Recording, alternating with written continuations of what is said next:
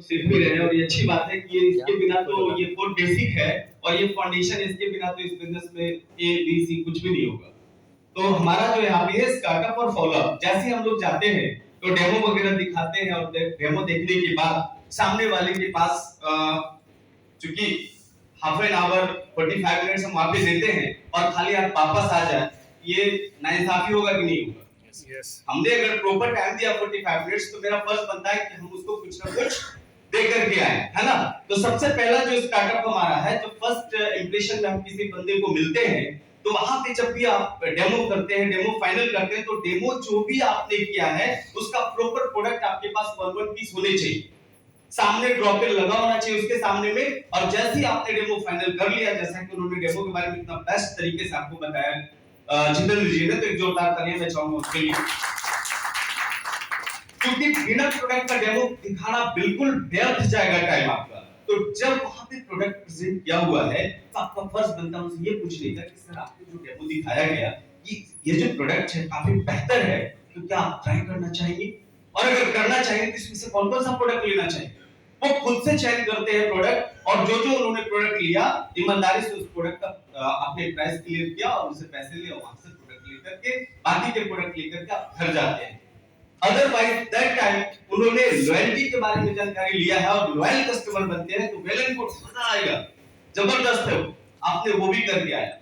अब suppose 4 5 10 product वो लिए हैं तो दोबारा फिर आप उनसे मिलेंगे क्यों मिलेंगे? क्योंकि उनको प्रॉपर ग्राहक बना के रखना है, उनको बिजनेस प्लेटफॉर्म पे भी उतारना है। उसके लिए हमें क्या करना पड़ेगा?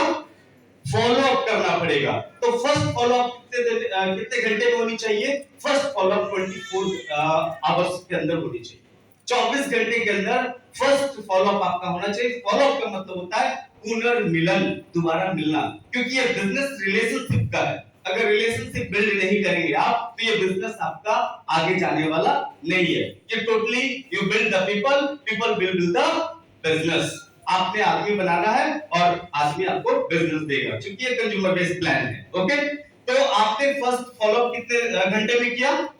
24 आवर्स ओनली। 24 आवर्स के अंदर जब आप जाते हैं तो अगर 10 प्रोडक्ट पे है तो कोशिश करेंगे हम लोग कि वो 60 पीवी पे आ जाए, तो उन्होंने वो कर लिया। नेक्स्ट फॉलोअप, क्योंकि एकदम से प्रेशर नहीं देना है, मैजिक कॉर्नर लेके आ जाओ 20,000-25,000 का, है ना? तो 60 पीवी पे आ गया। नेक्स्ट फॉलोअप 72 घंटे के अंदर होनी चाहिए, जो कि आपकी मैजिक कॉर्नर की ओर इशारा करेगा वो। और अगली जो फॉलोअप है वो 7 डेज के अंदर होनी चाहिए। 7 डेज के अंदर उनकी फाउंडेशन क्रिएट हो जाएगी कि सर इस महीने ऐसा ऐसा है, मिशन 6 है, ये है वो है। क्योंकि तब क्या होगा, आप जितना हिलाओगे उतना वो हिलने के लिए, यानी आपकी बातों में, आपके इशारों में, आपके कदम से कदम मिला के चलने के लिए वो बंदा तैयार होता है। तो ये हमारा टोटल स्टार्टअप और फॉलोअप पार्ट है। ओके, बट एक बी पार्ट है हमारे पास जो मैं आपको बताना चाहूंगा। कई बार ऐसा होता है कि हम जाते हैं पूरी प्लानिंग वे में, प्रोडक्ट वगैरह सारी सिस्टमेटिकली हमने किया, बट हमारा कुछ भी नहीं होता। एक भी प्रोडक्ट वो बंदा नहीं लेता, वो मुझे मना कर देता है और हम वापस, ऐसा होता है कई बार ऐसा होता है कि सब कुछ प्रॉपर करने के बाद वो बंदा मेरे को ज्वाइन नहीं करता, इनफैक्ट केवाईसी भी नहीं देता। तो हमें हताश नहीं होना है, फिर वही काम करना है 24 घंटे में, फिर दूसरी, फिर तीसरी, फिर चौथी, फिर पांचवी, छठी, सातवीं, आठवीं।